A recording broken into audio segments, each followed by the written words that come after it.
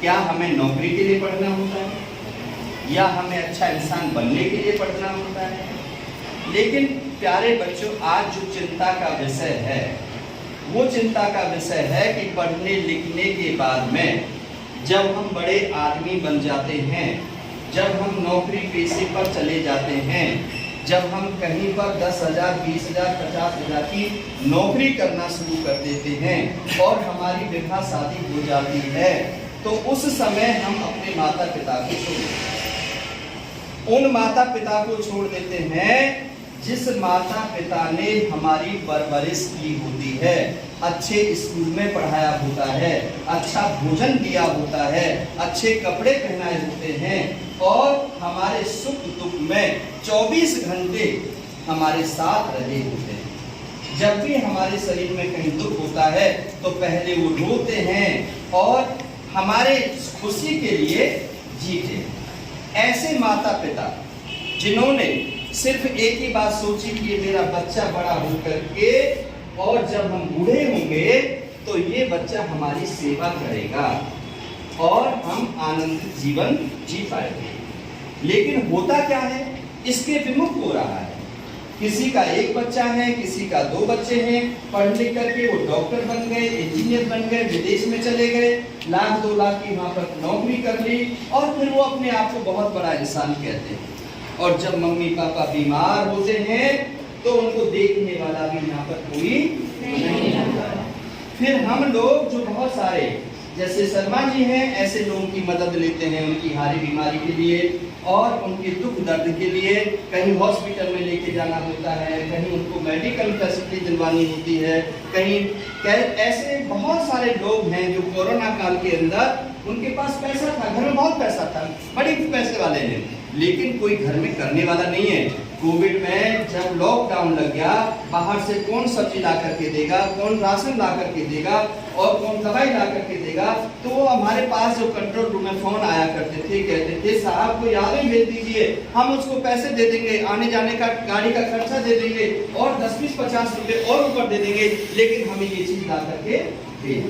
तो साथियों, बड़ा दुख, मन बेचैन होता है कि जिन बच्चों को उन्होंने पाला, फिर उसके बाद में उसमें कईयों की मौत भी हो गई, कई लोग घरों के अंदर सड़ते रहे, पता नहीं चला और पता चला तो फिर उनकी अर्थी को उठाने वाला कोई नहीं हुआ। फिर उसमें समाज सेवी संस्थाएं, रेड क्रॉस जैसी संस्थाएं वो आगे आती हैं, उनका क्रिमिनेशन करते, उनका दाह संस्कार करते, उनको उठाती है, कोई हाथ लगाने वाला नहीं होता। तो मैं आपसे एक ही ये निवेदन करता हूँ कि पढ़ लिख करके एक अच्छे इंसान बनने की कोशिश करें, दूसरे के दुख को अपना दुख समझना, दूसरे के दुख में जहां पर भी आपको ये भागीदारी हो। अच्छा इंसान कौन होता है? अच्छा इंसान वो होता है जो माता और पिता, जब तुम छोटे होते हो तो तुम 1000 प्रकार के प्रश्न करते हो, आकाश नीला क्यों है, वायु हल्की क्यों है, पानी साफ क्यों है, मम्मी ने ये क्यों बना दिया, ये पर सर ने ये क्यों बोल दिया, बार बार प्रश्न करते हो, आपके सभी प्रश्नों का वो जवाब देते हैं।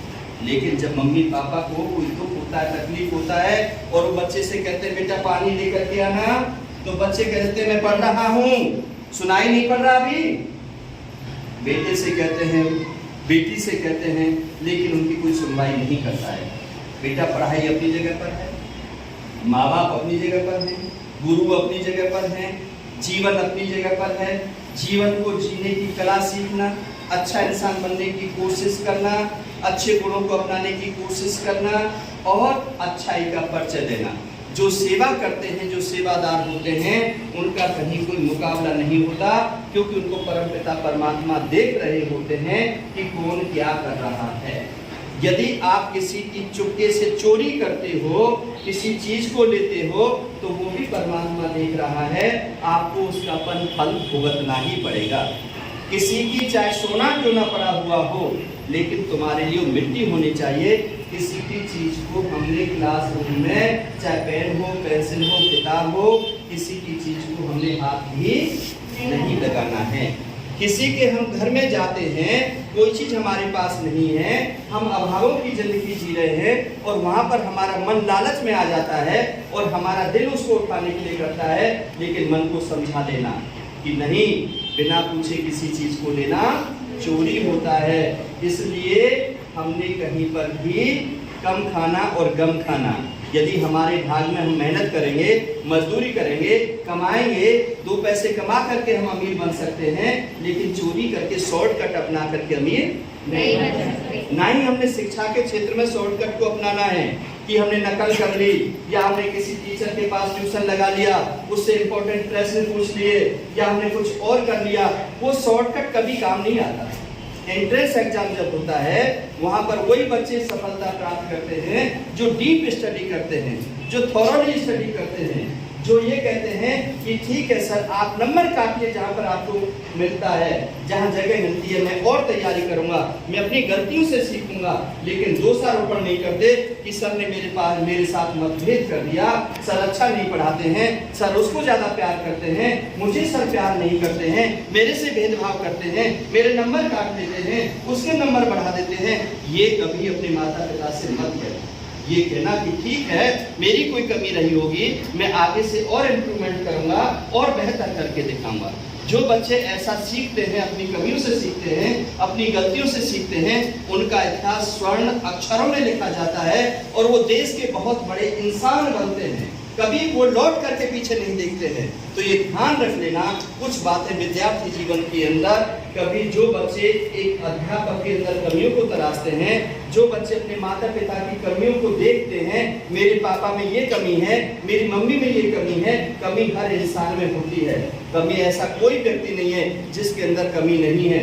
सर्वगुण संपन्न इस पृथ्वी पर कोई नहीं होता है, लेकिन हम सब अपनी कमियों से सीखते हैं। जब भी हमें पता चल जाए तो हमें लड़ाई नहीं करनी चाहिए, किसने मेरे बारे में ऐसा कर दिया, मैं तुझे मारूंगा, तूने मेरे बारे में ऐसा कह दिया। जो लोग अपनी कमियों पर पर्दा डालते हैं, जो लोग उस अंधकार में जीना चाहते हैं, वो लोग फिर बड़ी कहीं ना कहीं मुसीबतों का सामना करना पड़ जाता है।